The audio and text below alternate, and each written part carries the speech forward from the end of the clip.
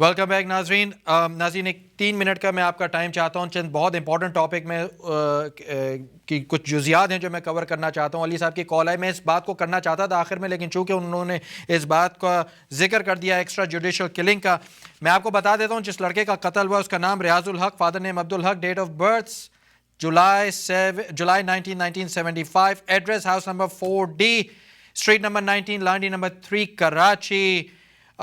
Date of disappearance تھی 19 مئی 2015. 379 days, more than a year he was kept under the supervision of Pakistan Rangers, اور اس کے بعد اس کو قتل کر دیا گیا پولیس مقابلہ بنا کے. اس کے ماں باپ بہن بھائی ہائی کورٹ میں پٹیشن دائر کرتے رہے کہ خدا را ہمیں بتا دو کیا جرم ہے. مجھے یہ بات سمجھ نہیں آتی, 61واں یہ لڑکا ہے جس کو ایکسٹرا جوڈیشل کلنگ میں مارا گیا ہے. خدا را ہم یہ کیا میسج دے رہے ہیں انٹرنیشنل میڈیا کو؟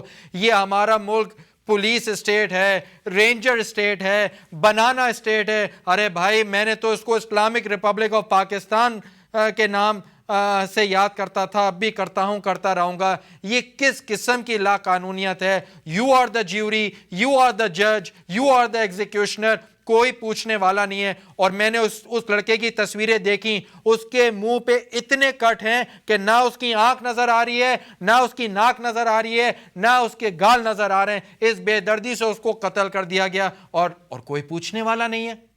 اب میں آپ کو اقتباس دیتا ہوں پاکستان 2015 ہیومن رائٹس رپورٹ جو کہ ایشو ہوئی ہے state department of the United States of America. وہ لکھتے ہیں اپنے پہلے ہی پیج پہ, The most serious human rights problems were extrajudicial and targeted killings, disappearances, torture, lack of rule of law, including lack of due process, poor implementation, enforcement of laws, and frequent mob violence and vigilant justice, gender inequality, and sectarian violence. یہ report ہے 2015 کی human rights کی. اب آ جائیے آپ media کے اوپر, کیونکہ میڈیا میں بہت ڈبل سٹینڈرڈز ہیں. فریڈم آف اسپیچ اور ایکسپریشن کے اوپر یہ رپورٹ کہتی ہے کہ according to the constitution every citizen has the right to free speech subject to any reasonable restriction imposed by law in the interest of the glory of Islam. Totally understandable, بالکل I understand with that and I agree with it. Or the integrity, security or defense of the country. The law permits citizens to criticize the government publicly or privately. But criticism of the military could result in political or commercial reprisal from government entities. تو یہ کہاں کا قانون ہے؟ اچھا پھر آئیے آپ, میں ابھی آپ کو میڈیا کے ڈبل سٹینڈرڈز بتاتا ہوں. National action plan, the NAP also bans the glorification of terrorism and terrorist organization through print and electronic media. ٹھیک ہے, یہ لا بنایا گیا ہے, کراچی میں لا بنایا گیا کہ کوئی بھی تنظیم سیاسی غیر سیاسی کالعدم تنظیمیں چندہ فطرہ اکٹھا نہیں کر سکتی. تو کوئی اللہ کا بندہ مجھے بتائے کہ کھلے عام رینجرز کی سرپرستی میں کالعدم تنظیمیں 3 دن تک چندہ کس طرح جمع کرتی رہیں. ٹی وی پہ فوٹیج چلیں کہ رینجرز کی گاڑی بھی کھڑی ہے اور وہاں پہ کالعدم تنظیمیں چندہ جمع کر رہی ہیں. ارے بھائی یہ کہاں کا انصاف ہے؟ اور اگر ان کی گلوریفیکیشن پہ پابندی ہے, اب میں بڑا امپورٹنٹ پوائنٹ ریز کرنے والا ہوں, مجھے یہ بتائیے, دیکھیے میں آپ کو فیکٹ بتاتا ہوں, عمران خان نے کینسر اسپتال بنایا, سلام ہے ان کو. یہ واقعی بڑی جرت کی بات ہے کہ اس شخص نے اپنی ماں کے نام پہ ایسا صدقہ جاریہ اسٹارٹ کیا کہ دنیا میں ریسرچ کوئی ایسا ریسرچ سینٹر نہیں ہے جہاں فری علاج ہوتا ہو. I am all up for that. بہت بڑا کارنامہ, فیکٹ ہے. نیمل یونیورسٹی بنائی, فیکٹ ہے. لیکن KPK کی گورنمنٹ میں, اور اس کو عمران خان صاحب نے اس کو اون کیا ہے, 30 کروڑ کی گرانٹ جامعہ حقانیہ کو دی گئی ہے. جامعہ حقانیہ ایکسپریس ٹریبیون کی رپورٹ میں بتا رہا ہوں آپ کو, اس کے مطابق میں آپ کو بتاتا ہوں, یہ ایکسپریس ٹریبیون کی رپورٹ ہے جامعہ حقانیہ کے متعلق جو کہ مولانا سمیع الحق کی ہے کی مدرسہ ہے. وہاں سے ٹرینڈ طالبان کے دہشت گرد نکلے ہیں. ایک رپورٹ کے مطابق جو بے نظیر کا قاتل ٹرینڈ دہشت گرد تھا وہ بھی اسی حقانیہ سے نکلا تھا. 30 کروڑ کی گرانٹ آپ اسے دے رہے ہیں. کیا ایکشن ہوا عمران خان کے خلاف؟ کیا ایکشن کیا KPK گورنمنٹ کے خلاف پاکستان کی فوج نے, رینجرز نے؟ کیا ان کے اوپر کوئی قانون لاگو نہیں ہوتا کیا یہ دہشت گردی نہیں ہے؟ کیا یہ پاکستان سے غداری نہیں ہے؟ کیا یہ غداری کے پیرامیٹرز میں نہیں آتا؟ اس میں لکھتے ہیں, یہ میں ٹریبیون کی آپ کو خبر بتا رہا ہوں, اس میں مولانا سمیع الحق نے انڈورس کیا ہے. سمیع الحق swears allegiance to new Taliban chief, August 6 2015 کی یہ خبر ہے. The allegiance pledge was made at a function presided over by Maulana Samiul Haq, the chief of his eponymous faction of Jamiat Ulama Islam at the Islamic Seminary. Maulana Samiul Haq, Maulana Sher Ali Shah, Maulana Anwar ul Haq and several other Islamic scholars addressed the function organized in connection with the start of the new academic year at Darul Uloom Haqqaniya. Several top cadres of the Afghan Taliban are said to have studied at the seminary. اب مجھے بتائیے, مجھے غلط ثابت کیجئے, مجھے کال کیجئے, اگر یہ دہشت گردی نہیں ہے تو پھر کیا؟ مجھے بتائیے نا دہشت گردی کی کیا ڈیفینیشن ہے. اس حساب سے تو پھر عمران خان کے اوپر بھی آپریشن ہونا چاہیے. کے پی کے کی گورنمنٹ بتائے کہ یہ 30 کروڑ روپیہ جامعہ حقانیہ ہی ملا تھا اور کوئی مدرسہ نہیں ہے, اور کسی مدرسے کے لیے. اچھا وہ ریزن کیا بتا رہے ہیں؟ کیونکہ پولیو کے قطرے پلانے میں مولانا سمیع الحق نے ہمارا ساتھ دیا, آپ نے 30 کروڑ روپیہ دے دیا. 30 کروڑ روپیہ آپ عبدالستار عیدی کو دے دیتے, وہ 30 ہیلی پیڈ بنا دیتے.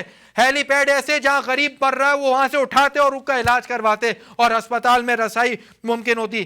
تو اس حساب سے نواز شریف بھی پھر دہشت گرد ہے. نواز شریف نے اوپنلی قوم کے سامنے یہ بولا تھا کہ ہندوستان کی حکومت پہ کاغر کے معاملے پہ پاکستانی فوج نے حکومت کی پیٹ پہ جھرا کوپا ہے, میں حکومت ہندوستان سے معافی مانگتا ہوں. 18 کشمیری شہید کر دیے گئے. کیا یہ پرائم منسٹر بولا؟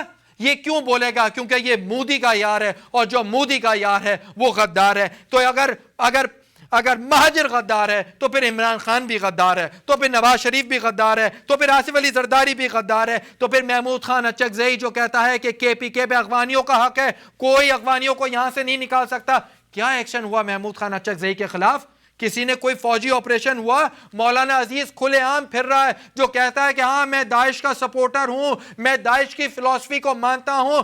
کیوں ابھی تک اس کو نہیں پکڑا گیا؟ وہ کون سی خفیہ طاقتیں ہیں؟ وہ طاقتیں سول اسٹیبلشمنٹ میں بھی ہیں, وہ طاقتیں ملٹری اسٹیبلشمنٹ میں بھی ہیں. ملٹری اسٹیبلشمنٹ میں ایسے لوگ موجود ہیں جو طالبان کو سپورٹ کرتے ہیں. جی ایچ کیو میں دھماکے ہوئے, اندر سے کنیکشن نکلا. مہران بیس پہ دھماکے ہوئے, اندر سے کنیکشن نکلا. کرپشن فوج میں بھی ہے. میں اس کے اوپر آواز اٹھاتا ہوں تو میرے اوپر انگلیاں اٹھتی ہیں. مجھے لوگ کہتے ہیں پاکستان جاؤ گے تو ایجنسیاں ایئرپورٹ سے اٹھا لیں گی. ارے کوئی بات نہیں, اگر یہ ایجنسیاں اٹھاتی ہیں تو اٹھائیں. یہ میرے ملک کی ایجنسیاں ہیں, یہ میرے ملک کی فوج ہے. اگر میرے اپنی فوج ہی اپنے ہی گراتے ہیں نشے من پہ بجلیاں, اٹھا لیں گے تو مجھے کوئی غم نہیں ہوگا. ماریں گے ہی نا, مار دیں. کتنوں کو ماریں گے, کہاں تک ماریں گے؟ ایک اور کالر ہمارے ساتھ موجود ہیں, پلیز اپنا نام بتا دیجیے اور کہاں سے بات کر رہے ہیں. Hello sir, you are online, please go ahead. جی میں انور قاسمی بول رہا ہوں ورجینیا سے. جی قاسمی صاحب, کیسے مزاج ہیں آپ کے؟ فرمائیے کیا کہیں گے سر. سر یہ جو امجد صابری صاحب کا قتل ہے یہ ایک سازش کے تحت کیا گیا ہے, اور دیکھیے جولائی کی 25 سے 27 کو ملک میں مارشل لا آ جائے گا. اس میں مصطفیٰ کمال اور ان کی پارٹی سندھ پہ حکومت کرے گی, اور اس طرح ایم کیو ایم کو ختم کر دیا جائے گا. یہ آپ ابھی لکھ لیں, نوٹ کر لیں, 27 جولائی اسی مہینے میں مارشل لا آ رہا ہے. اور جنرل رئیس صاحب ایڈمنسٹریٹر ہوں گے. اس کے بعد جو جنرل محمود زبیر حیات ہیں وہ دوسرے ماشاء اللہ ایڈمنسٹریٹر ہوں گے. یہ آپ اپنی ڈائری میں نوٹ کر لیں.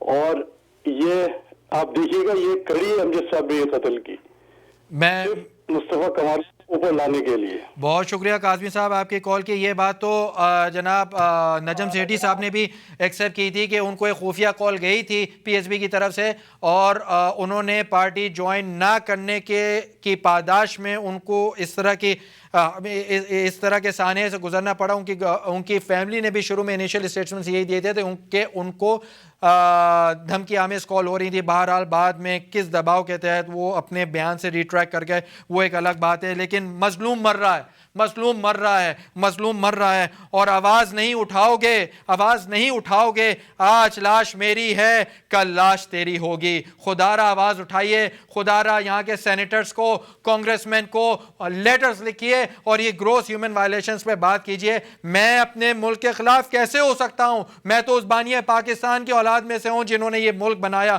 مجھے اپنے وطن سے محبت ہے، میں تو پاکستان زندہ باد کا نعرہ لگانے والا ہوں، میری پاکستانی فوج بھی زندہ باد، میری پاکستانی رینجرز بھی زندہ باد، لیکن خدا را ظلم مت کرو، ٹینک مت اتارو، ماشاء اللہ مت لگاؤ۔ یہ دیکھیے میں آپ کو بتاتا ہوں کہ ہندوستان کی ترقی کا سب سے بڑا راز کیا ہے؟ دو راز ہیں، دو راز۔ ایک راز یہ کہ انہوں نے 1947 کے بعد 1948 میں فیوڈل سسٹم کو ایبولش کر دیا، اور دوسرا ان کی ترقی کا راز یہ ہے کہ فوج کو سیاست سے الگ کر دیا گیا۔ میں آپ کو گارنٹی سے کہہ رہا ہوں، پورے وثوق ذریعے سے کہہ رہا ہوں کہ آدھے سے زیادہ سیاستدان ہندوستان میں اپنے چیف آف آرمی اسٹاف کا نام تک نہیں جانتے۔ یہی وجہ ہے ان کی ترقی کی۔ کیا کوئی اور کالر ہمارے پاس ہیں؟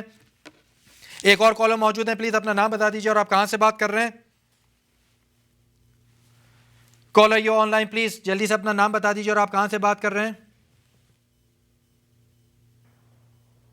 ہلو جی جی فرمائیے سر۔ اشرف نیو یارک سے۔ جی اشرف صاحب بولیے سر، کیا کہنا چاہیے؟ چھوٹے سے جملہ اس پہ آپ کا تبصرہ چاہیے۔ جملہ یہ ہے کہ پاکستان کی تباہی کے ذمہ دار پاکستان کے حکمراں ہیں، اور پاکستان پر حکمرانی پچھلے 60 سال سے فوج کی ہے۔ تبصرہ چاہیے۔ اب میں آپ کا آخری جملہ میں اگر آپ کہہ رہے ہیں کہ پاکستان، میں نے کہا پاکستان پر حکمرانی، جو پاکستان کی تباہی کے ذمہ دار پاکستان کے حکمراں ہیں، اور پاکستان پر پچھلے 60 سال سے کم از کم حکمرانی فوج کی ہے۔ تبصرہ چاہیے۔ شکریہ۔ ایک ہوتی ہے ڈائریکٹ حکمرانی سر، ایک ہوتی ہے انڈائریکٹ حکمرانی۔ جو وقت ہم نے ماشاء اللہ کے بغیر بھی گزارا اس میں بھی انڈائریکٹ حکمرانی فوج کی رہی ہے۔ بھائی فوج کا یہ کام نہیں ہے، فوج کا کام ہے بارڈر سیکیور کرنا، فوج کا کام ہے ہاسٹائل بارڈرز کو پروٹیکٹ کرنا، فوج کا کام ہے نیوکلیر ایسٹس کو پروٹیکٹ کرنا۔ یہ ہماری فوج ہے، یہ ہمارے شہید ہیں، فوجی ہیں۔ جب ہم سکون سے سوتے ہیں تو یہ مرتے ہیں، لیکن ہم ان کے لیے خراج عقیدت پیش کرتے ہیں۔ فوج کا یہ کام ہوتا ہے۔ فوج کا یہ کام نہیں ہے کہ اگر کوئی پولیٹیکل پارٹی اسٹرائک کرنا چاہتی ہے تو آپ پیٹرول پمپوں پہ جا کے، دکانوں پہ جا کے ڈنڈوں پہ بولیں دکانیں کھولو، بسیں چلاؤ۔ یہ کس سمت میں ہم ملک کو لے کے جا رہے ہیں؟ یہ فوج کس ڈائریکشن پہ لگ گئی ہے؟ خدا را یہ فوج کا کبھی بھی کوئی کام نہیں ہے۔ پاکستان کے کانسٹیٹیوشن کے حساب سے Pakistan military is responsible to safeguard the hostile borders of Pakistan. Pakistan کی فورن پالیسی میں جو فوج کا کردار ہوتا ہے وہ ادا کرے، پاکستان کے نیوکلیر ایسٹس کو سیف گارڈ کرے، یہ کام ہے فوج کا۔ خدا را ہم فوج کو کس طرف لے کے جا رہے ہیں؟ 1971 میں یہ بھیانک کھیل ہو چکا ہے، اب پاکستان اس کا متحمل نہیں ہو سکتا۔ اگر صوبے بننے ہیں تو بنا دو، صوبے بننے میں کوئی قباحت نہیں ہونی چاہیے۔ جب پاپولیشن حد سے زیادہ بڑھنے لگے تو اس کو چھوٹے چھوٹے ایڈمنسٹریٹو یونٹس پہ ڈیوائیڈ کر دیا جاتا ہے تاکہ لوگوں کو بیسک نیسیسٹیز آف لائف ان کے ڈور اسٹیپ پہ مہیا ہو جائیں۔ اس سے کوئی فرق نہیں پڑتا۔ نہ جانے وہ کون سی قوتیں ہیں جو اس چیز کو بننے سے روکتی ہیں۔ میں تو یہ سمجھنے سے قاصر ہوں ہم دنیا آگے جا رہی ہے، ہم پیچھے سے پیچھے چلے جا رہے ہیں۔ اب میں پیمرا کی بات کر رہا تھا، اب مجھے ایک بات نہیں سمجھ میں آتی کہ فوج کے میں اثر اور رسوخ اتنا زیادہ ہے کہ میں آپ کو ایک مثال دیتا ہوں ڈاکٹر عامر لیاقت حسین کی۔ ڈاکٹر عامر لیاقت حسین کی آپ ڈریسنگ سے اختلاف کر سکتے ہیں، ان کی ڈوئل پرسنالٹی سے کر سکتے ہیں، جو باتیں سننے میں آتی ہیں، ان کے پولیٹیکل تھیوری سے آپ اختلاف کر سکتے ہیں، لیکن مجھے ایک بات کی سمجھ نہیں ہے۔ دیکھیں جو بات فیکچول ہے میں اس کو فیکٹ کے طریقے سے بیان کر رہا ہوں۔ ڈاکٹر عامر لیاقت حسین انعام گھر پروگرام کرتا ہے، ان کی جہاں سیاسی پولیٹیکل ایفیلیشن ہے وہاں ان کی رکنیت بحال ہو جاتی ہے۔ رکنیت بحال ہوتے ہی ایک دن کے بعد پیمرا ان کے انعام گھر پہ پابندی لگا دیتی۔ یہ کیا مذاق ہو رہا ہے ملک میں؟ یہ کس قسم کا مذاق ہو رہا ہے؟ صرف اس لیے پابندی لگ گئی کیونکہ ان کی رکنیت بحال ہو گئی؟ کیا یہ پیمرا کا کام ہے؟ میں لعنت بھیجتا ہوں ایسے پیمرا پہ۔ میرے اوپر پیمرا لاگو نہیں ہوتا اور نہ تم کبھی کر سکتے ہو۔ میں حق اور سچ کی یہ جنگ لڑتا رہوں گا۔ مجھے کوئی اس پروگرام کا پیسہ نہیں ملتا ہے، میں فی سبیل اللہ کرتا ہوں۔ مجھے پاگل کتے نے نہیں کاٹا ہے کہ میں 1.5 گھنٹے کی ڈرائیو کر کے آؤں۔ میں صرف اس لیے آتا ہوں کیونکہ مجھے اپنے ملک سے پیار ہے، کیونکہ مجھے پیشن ہے، کیونکہ میں لوگوں لوگوں کو سچ کی اویئرنیس دینا چاہتا ہوں, لوگوں کو تصویر کا وہ دوسرا رخ بتانا چاہتا ہوں. خدا کی قسم آپ یقین کریں جو کہ آپ کو پاکستانی میڈیا نہیں بتائے گا. یہ ساری میں بار بار کہہ رہا ہوں, میری کسی پولیٹیکل پارٹی سے کوئی ایفیلیشن نہیں ہے. میری پارٹی پاکستان ہے, میری پارٹی وہ لوگ ہیں, پاکستان کی تمام قومیتیں میری پارٹی ہیں. شو کا وقت ختم ہو رہا ہے. آخر میں کتنے منٹ ہمارے پاس رہ گئے ہیں سر؟ 30 سیکنڈ سے میں جاتے جاتے امجد صابری کو ٹریبیوٹ پیش کرنا چاہتا ہوں. ان کے کلام کو تھوڑا سا ترنم میں بیان کروں گا جو انہوں نے پاکستان کے تمام پسے ہوئے لوگوں کے لیے گایا, اور وہ یہ تھا کہ جبر کے اندھیروں میں زندگی گزاری ہے, اب سحر جو آئے گی وہ سحر ہماری ہے, اب سحر جو آئے گی وہ سحر ہماری ہے. یہ امجد صابری کا وہ کلام ہے, میں ان کو ٹریبیوٹ پیش کرنا چاہتا تھا. یہ سحر وہ مظلوم پسے ہوئے طبقے کی سحر ہوگی, 98% عوام کی سحر ہوگی جو کہ غالب آ جائے گی 2% ایلیٹ مراد یافتہ جاگیرداروں پہ. انشاءاللہ آنے والی سحر غریب کی ہے, آنے والی سحر مظلوم کی ہے, آنے والی سحر اس پسے ہوئے طبقے کی ہے. وہ وقت دور نہیں ہے, غریب کا انقلاب آئے گا, ضرور آئے گا. اگر زندگی رہی, اگر اجازت ملی تو میں اگلے ہفتے پھر آپ کی خدمت میں حاضر ہوں گا ایک چھپتے ہوئے ٹاپک کے ساتھ. میری بات سے کسی کو تکلیف پہنچے تو میں معافی چاہتا ہوں. پاکستان زندہ باد, پاکستانی فوج زندہ باد. السلام علیکم ورحمۃ اللہ. Take care. اللہ حافظ.